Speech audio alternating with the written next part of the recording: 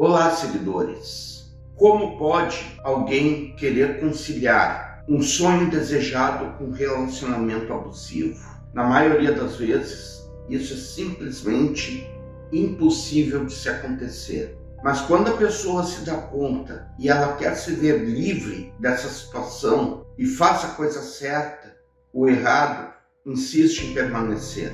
É como se o problema quisesse ficar ao lado de quem tem um grande sonho para realizar. E esse problema surge em forma de abusivo, controlador, stalker e de feminicida. Sim, seguidores, feminicida. Foi alguém assim que tirou a vida de Julia Sekshetin.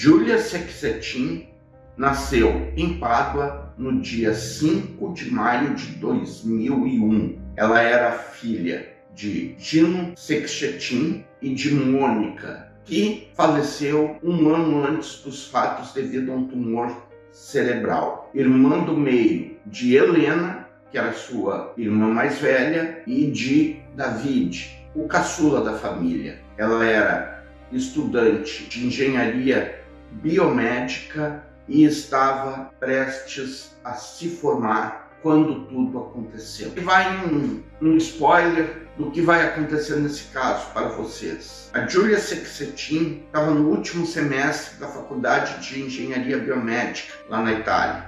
Ela estava prestes a apresentar o seu trabalho de TCC, a tese que todo estudante universitário defende no final do seu curso, no dia 16 de novembro de 2023, quando tudo ocorreu. Dias antes, isso significa que ela não chegou nem a apresentar a sua tese, ela perdeu a vida. A sua morte ocorreu no dia 11 de novembro de 2023. Durante os seus estudos, Julia conheceu um outro estudante que também era seu colega, chamado Filippo Turetta. Ele nasceu em Pádua como ela no dia 18 de dezembro de 2001, mas foi criado em Torreglia. Esse estudante, seguidores, ele iniciou um relacionamento com Julia, mas ao perceber que ela não estava bem com ele, ela, um ano depois, terminou esse relacionamento.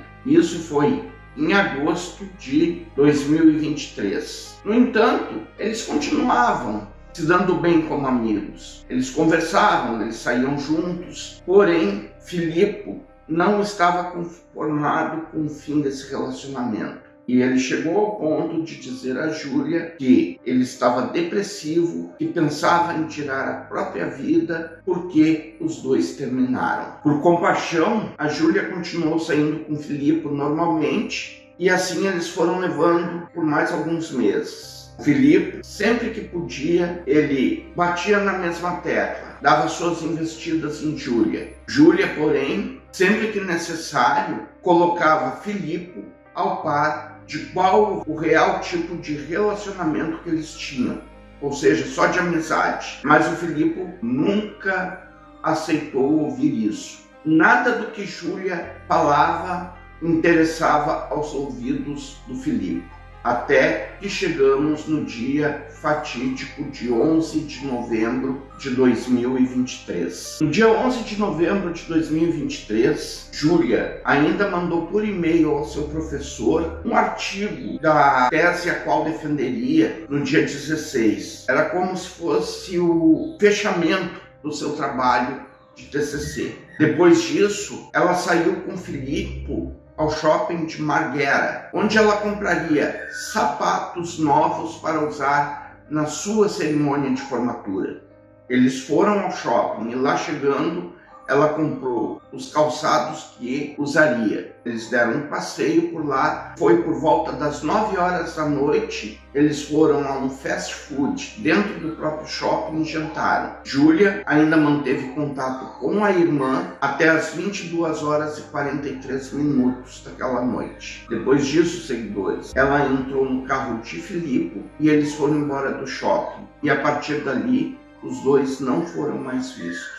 No dia seguinte, a família de Júlia começou a achar estranho ela não ter voltado para casa. Gino, com isso, não pensou duas vezes. Foi até a delegacia e registrou o desaparecimento de sua filha. Helena, sua irmã, foi até as redes sociais, onde ela perguntava onde está a Júlia. E seguidores, a polícia começou a agir em busca de respostas para o desaparecimento de Júlia. Foi quando uma testemunha que não quis se identificar foi até a polícia e falou que viu pela janela da varanda de sua casa um carro estacionado bem na frente. E nesse caso, um homem e uma mulher discutiam. E essa mulher chegou ao ponto de gritar por socorro. O horário era 23 horas e 18 minutos. Com esse comunicado, a polícia acabou não fazendo nada devido à alta demanda de serviços para eles na rua. Os dias foram passando e as investigações avançando. A polícia, já sabendo que Júlia foi vista pela última vez com Filippo Tureta, começou a fazer um cercamento eletrônico em cima dos movimentos de Filippo em seu carro Fiat Punto naquela noite. Tá. Seguidores, ela está pedindo para ser apresentada aqui, ó. Ela é minha cachorrinha nova, a Polly. Que a outra, né, a gente perdeu, mas daí eu pedi uma nova e coloquei nela o mesmo nome que a outra tinha. Tá aqui, ó. Tá, oi, Polly, oi. Seguidores, os dias foram passando e as investigações também. Se vocês ouvirem esse grito, não liguem, que a Polly ainda é muito bebê e ela quer atenção, mas eu tenho que dar mais atenção agora para vocês, certo? E continuando, com posse da informação de que a Júlia saiu com o Filippo Tureta pela última vez no dia 11 de novembro de 2023, a polícia resolveu concentrar as suas investigações em cima do Filippo. Ele tinha um Fiat Punto preto, daqueles tamanho grande, e foi com esse carro que ele desapareceu com a Júlia. Então, diante disso, com todo o cercamento eletrônico existente em Vigo Novo, a cidade em que eles estavam quando tudo aconteceu, a polícia começou a rastrear todo o percurso feito por Filippo. E teve um especial, seguidores, que chamou a atenção. Foi quando, através da câmera de monitoramento de uma fábrica de calçados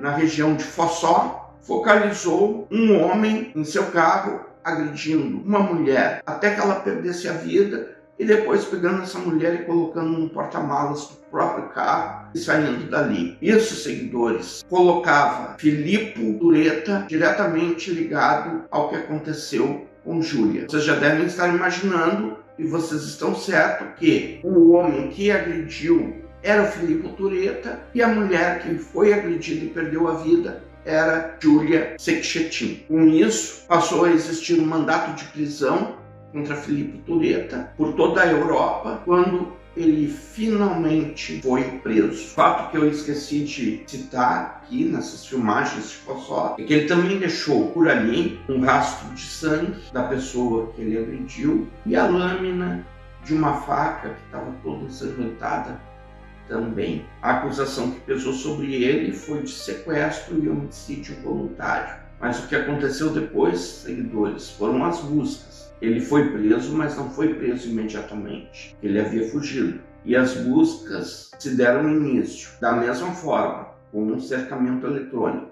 E algo foi filmado nesse rastreamento que era como se fosse uma anomalia perto de tudo que está acontecendo. Em uma das regiões das quais ele estava seguindo com seu carro, ele cruzou um local que ele não duraria mais do que 1 hora para fazer a passagem de um desse local que ele estava para o outro. Porém, seguidores, ele levou muito mais tempo do que isso. Ele levou umas 4 horas, mais ou menos. E isso chamou a atenção da polícia, pois eles acreditavam que em algum lugar próximo desse percurso que Tureta fez, ele havia deixado o corpo de Julia Sekshetin. Sim, seguidores, é isso mesmo que vocês ouviram, o corpo.